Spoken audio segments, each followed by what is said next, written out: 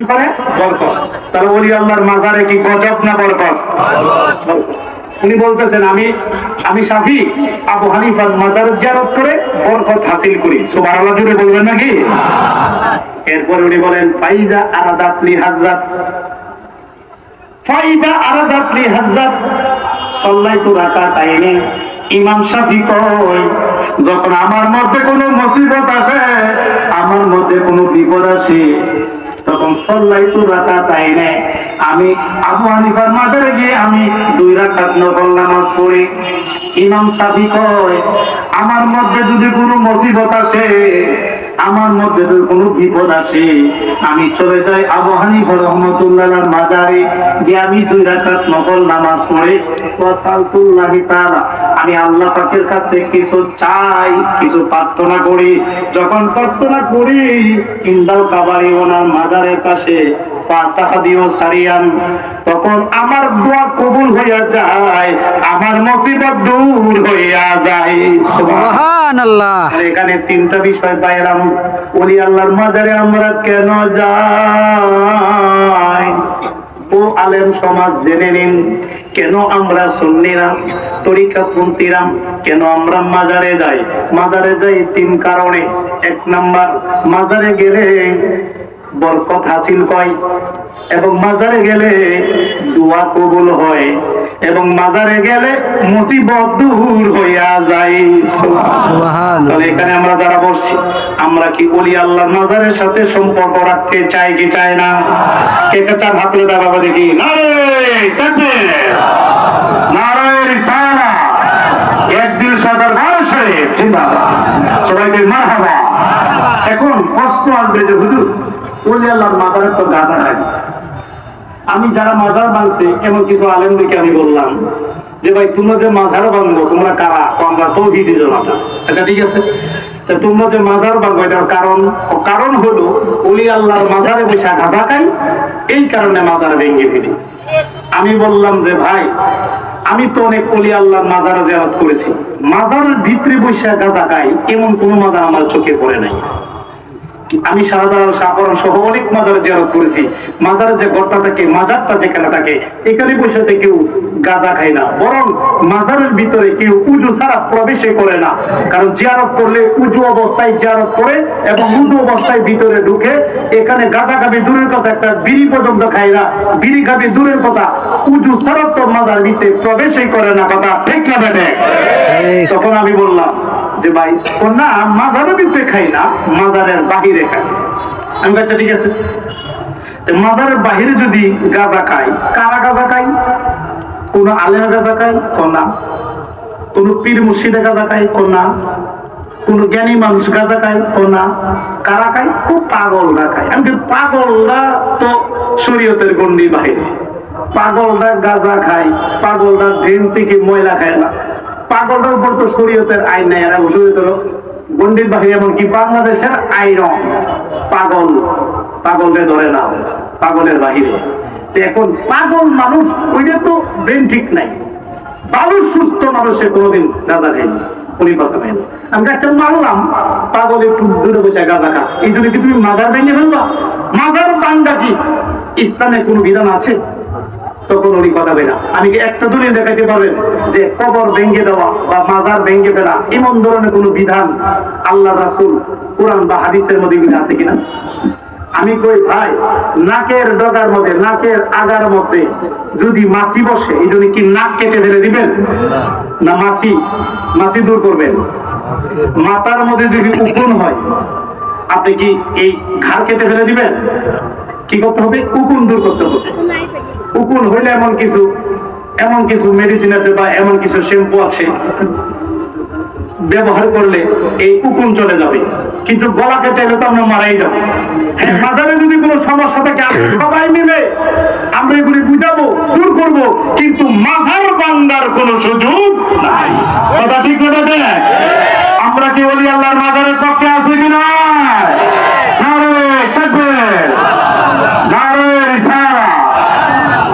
কি মাজারের কথা বলবো, আপনারা সবাইকে দাওয়াত করলাম, ওইখানে গিয়ে আপনারা দেখে আসবেন। ওলি আল্লাহর জিকির পাওয়ার, ওলি আল্লাহর জিকির ক্ষমতা। বাবা শাহজালাল এমনি মুজারাদি রহমাতুল্লাহ আলাইহির সেনাবাহিনীর প্রধান, যার নাম সৈয়দ নাসিরউদ্দিন সিপাহী সালাহ রহমাতুল্লাহ আলাইহি, ওনার মাজার সোনারগাঁ থানা, হবিগঞ্জ জেলা সোনারগাঁ থানা মুরারবন এলাকায় ওনার মাজার রয়েছে। এই মাজারের ভিতরে 120 খানা মাজার আছে। আপনি ওইখানে ভিতরে গিয়ে দেখবেন 120 খানা, 119 খানা মাজারে উত্তর দক্ষিণে তার মাজার রয়েছে, কিন্তু সৈয়দ নাসিরউদ্দিন সিপাহী সালাহ রহমাতুল্লাহ আলাইহি ওনার মাজারটা পূর্ব পশ্চিমে রয়েছে। চিৎকার দেখুন সুবহানাল্লাহ। এটার কারণ সবার মাজার উত্তর দক্ষিণে, ওনার মাজার পূর্ব পশ্চিমে কেন? ওনাকে আমি জিজ্ঞেস করলাম, খাদেম বাবাজি, ও খাদেম বাবা, একটু জানতে চাই, সবার মাজার দেখা যায় উত্তর দক্ষিণে, বাবা শাহজালাল শাহ কোরআনের মাজারও উত্তর দক্ষিণে, কিন্তু ওনার মাজার পূর্ব পশ্চিমে কেন? উনি তো বাবা শাহজালালের সেনাবাহিনীর প্রধান ছিল। যে হ্যাঁ, ওনার মাজার পূর্ব পশ্চিম কেন? ইনি বললেন, বাবাজি আপনি কি জানেন না? আমি কিছু কিছু জানি, তবে আপনার মুখ থেকে একটু পরিষ্কার হতে চাই, একটু ক্লিয়ার হতে চাই। তখন বাবা এই খাদেম বললাম, হুজুর উনি আল্লাহ বলি ইন্তিকালের আগে ওনার ভক্তদেরকে ডাকলেন, ডাকিয়া বললেন, আমার ভক্তরা রে, ও আমার মুরিদানরা, তোমরা শোনো, আমি যদি মারা যাই, আমি যদি ইন্তিকাল করি, তখন তোমরা আমাকে পূর্ব পশ্চিমে কবর দিবে, মাজার দিবে। তখন মুরিদরা বলল, বাবাজি এটা কিসের কারণ? তো কারণ পরে বলবো, আমি যদি ইন্তিকাল করি, আমার কাছে খবর এসেছে, কারণ বলি আল্লাহর তো কাশফের মাধ্যমে আগেই জানে। উনি বলেন, আমি তো চলে যাব, আল্লাহটাকে আল্লাহর কাছে চলে যাব, কিন্তু আমি যখন ইন্তিকাল করব, তখন আমার খবরটা তোমরা পূর্ব পশ্চিমে করবে। চিৎকার দিয়ে কোন সুবহানাল্লাহ। উনি ওসিয়ত করলেন। আপনার কি কষ্ট হচ্ছে বাবা?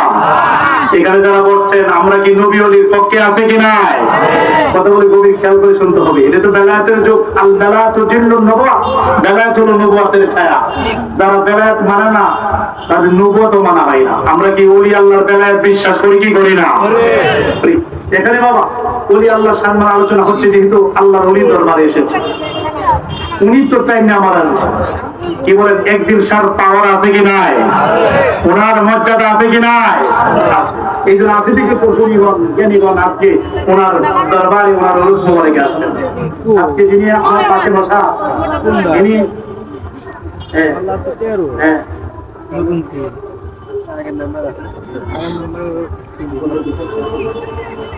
উনি এমপি প্রার্থী, যিনি উনি হলো তো অ্যাডভোকেট রফিকুল ইসলাম, উনি এমপি প্রার্থী।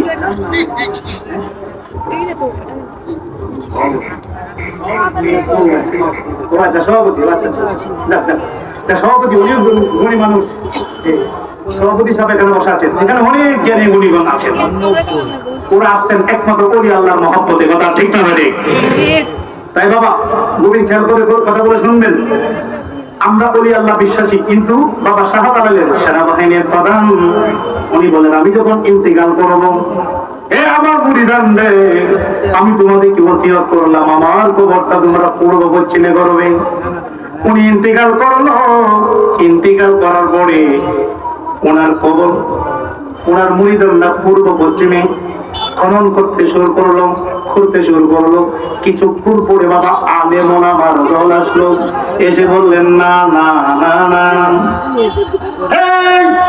নাসিরউদ্দিন সিপাহী সালাহর মুরিদানরা শোনো, তোমরা খবর করো উত্তর দক্ষিণে, পূর্ব পশ্চিমে খবর করা যাবে না, এটা শরীয়ত বিরোধী, এটা আমরা করতে দিব না, তোমরা উত্তর দক্ষিণে করো।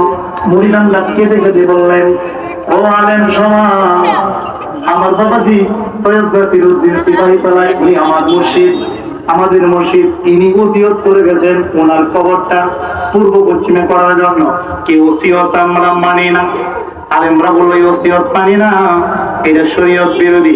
শরীয়ত বলতেছে কবর হবে উত্তর দক্ষিণে, পূর্ব পশ্চিমে করা যাবে না। কিন্তু আলেমদের ধূপের মুখে মুরিদানরা টিকতে পারলেন না। তখন তারা উত্তর দক্ষিণে কবর করলেন। উত্তর দক্ষিণে যখন কবর করলো, এই উত্তর দক্ষিণে কবরের মধ্যে যখন বাবা সৈয়দ নাসিরউদ্দিন সিপাহী সালার রহমাতুল্লাহ আলাইহি উত্তর দক্ষিণে কবরের মধ্যে শুয়াইলো, শুয়াইতে দিদি রে বাবা, শুয়াইতে দিদি সাথে সাথে আলেমদেরকে সহ এই কবরটা ঘুরিয়া উত্তর দক্ষিণের কবর পূর্ব পশ্চিমে হইয়া গেল। তাহলে ওলি আল্লাহর পাওয়ার আছে কি নাই? তাহলে বাবা বলুন তো, ওলি আল্লাহরা মরা না জিন্দা? ওলি আল্লাহরা মরা না জিন্দা? এই আমার মুখের কথা না, আলেম ওলামা থাকলে আসো। নবীগণ জিন্দা, শহীদগণ জিন্দা, ওলিগণ জিন্দা। চিৎকার দেখুন। দলিল আমার নিচে যে কিতাবটা দেখছেন, এই কিতাবটার নাম মিশকাতুল মাসাবি। এই কিতাবটার বয়স আজ থেকে প্রায় 1000 বছর আগের কিতাব। এই যে আমার সামনে যে কিতাবটা হাতে যে কিতাবটা দেখছেন, কিতাবটার নাম মিরকাতুল মাফাতি। এই মিশকা শরীফের শরহে মিশকা, মিরকাতুল মাফাতি, আরবি তো আরবি কিতাব। এই কিতাবের মধ্যে, এই কিতাবের 415 পৃষ্ঠার মধ্যে লিখেছেন আল আম্বিয়া আউলিয়া লা ইয়ামুতুনা, নবীগণ ওলিগণ মরে না, তাদের ইন্তিকালটা হলো মিনাদ দার ইলাদ দার। আল্লাহর ওলিগণের ইন্তিকাল হলো এক ঘর থেকে আরেক ঘরে যাওয়া, যেমন ওলি আল্লাহর মরণটা হলো তেমন। চিৎকার দিয়ে গুণ।